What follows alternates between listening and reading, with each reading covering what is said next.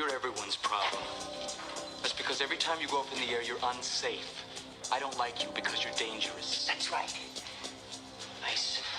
Man, I am dangerous. Station is more than 14 years old, built by spacewalkers, and continues to be maintained and upgraded through spacewalks in the most advanced spacesuits the world has ever seen. Spacewalks are not, they look like they're incredible fun, and they probably are for the crew member when you really get down to it, but we must never forget how dangerous they are. Is this your idea of fun, man? In 1986, Soviet engineers cracked the problem of building in space and assemble a space station of unprecedented scale.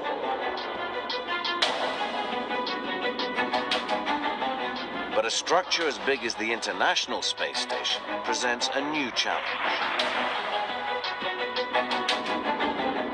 Its size makes it an easy target for accidental collisions.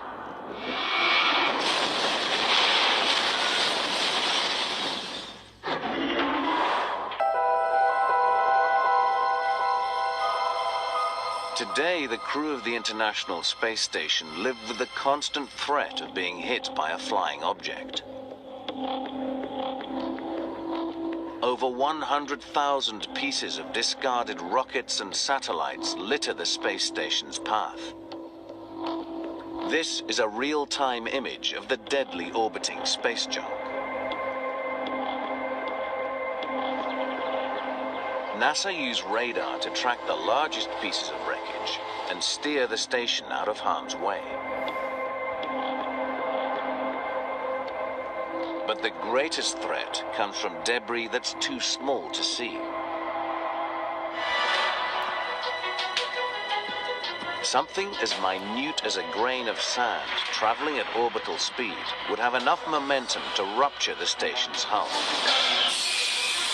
cause it to depressurize and kill those on board.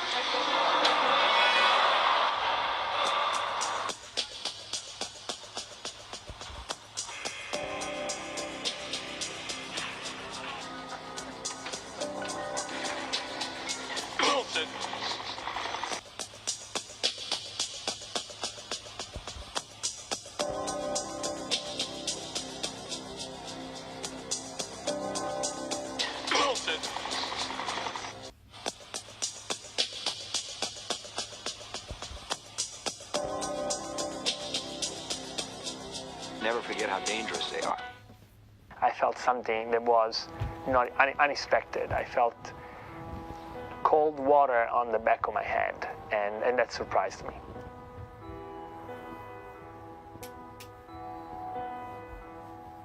I contacted the ground, which is the first thing you would do when something that you're not expecting comes up. So I asked Houston for advice. You know, I said, I feel water in my helmet, but what it feels like a lot of water. The ground doesn't have a lot of information on the suit. They can monitor some things. They have telemetry about my status, my vital status, and they know how the suit is performing. But a lot of things we couldn't tell at that point. Is the water increasing in my helmet, in the back of my helmet? I couldn't tell.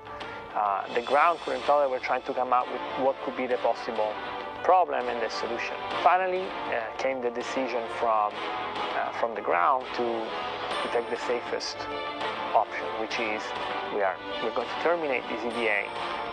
Chris and Luca, just for you guys, based on what we heard with Lucas saying that water is in his eyes now and it seems to be increasing, we think we're going to terminate EVA case for EV2. And so when they told me, okay, Luca, you're going to travel back to the airlock and Chris is going to clean up and then follow you, that's what we did. And I started translating back to the airlock. I had to go upside down and translating with my head towards the ground. Started up on his 6 when he pulled through the clouds, and then I moved in above him. Well, if you were directly above him, how could you see him? Because I was inverted. I had to go upside down and translating with my head towards the ground. And it always happens, a lot of things happen at the same time. The sun went down at that point. You go to zero.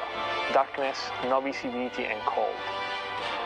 And at the same time, the water sloshed around my helmet, and it covered my eyes and my nose, and my ears. So all at once I was isolated, both being outside in my spacesuit, but I was also sensorily isolated. I couldn't see, and I couldn't hear, and I didn't quite know where I was, how to find my way back to the airlock. At that point, it was obvious to me that I needed to go back to the airlock by myself and do it as fast as I could, because I could still breathe through my mouth, but I didn't know how much water was in the helmet, and I didn't know if there would be more water in the helmet. Thankfully, we spent hundreds of hours underwater in the neutral buoyance lab learning. This water tank at the Johnson Space Center creates a near weightless environment for the astronauts to train in. We call this facility the Neutral Buoyancy Laboratory because in the water we can wear the same suit basically that we wear in space during our spacewalks, and the divers that assist us can add weights or styrofoam to our suits and make us neutrally buoyant, which feels a little bit like being weightless. In the bottom of this pool sits a replica of the space station. Underwater, I was able to find my way in the dark, in the blind, back to the airlock. Once I found the airlock, though, everything became a little better, because once I opened the thermal cover, the airlock is illuminated, and that made a huge difference, because now I knew where I was, and I knew I could get inside by myself. And the end of it was that at that point I had no communication whatsoever. I couldn't hear anything. I couldn't talk. My ears were filled with water. But I was looking up, and as soon as they opened the hatch between the space station and the airlock, I saw my crewmates, and the look on their faces, they were so worried and so relieved at the same time. And they pulled me out, and as soon as they could, they deflated the suit and unlocked the helmet, and the look on their faces and seeing their faces was a very happy moment for me.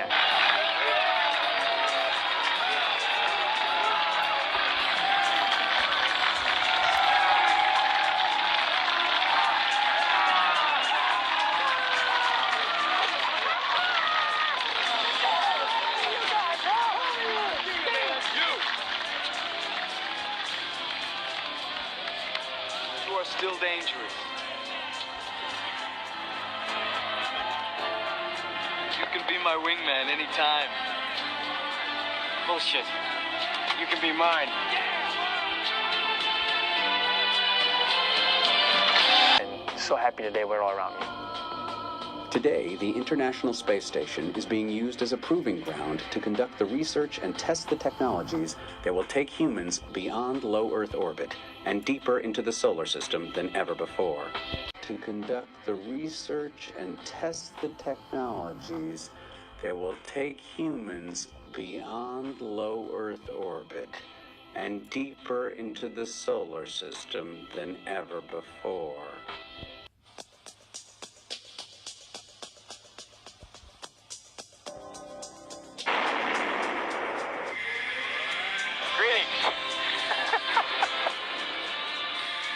Watch the birdie. You know, the finger. Yes, I know the finger, Goose. I'm sorry, I hate it when it does that.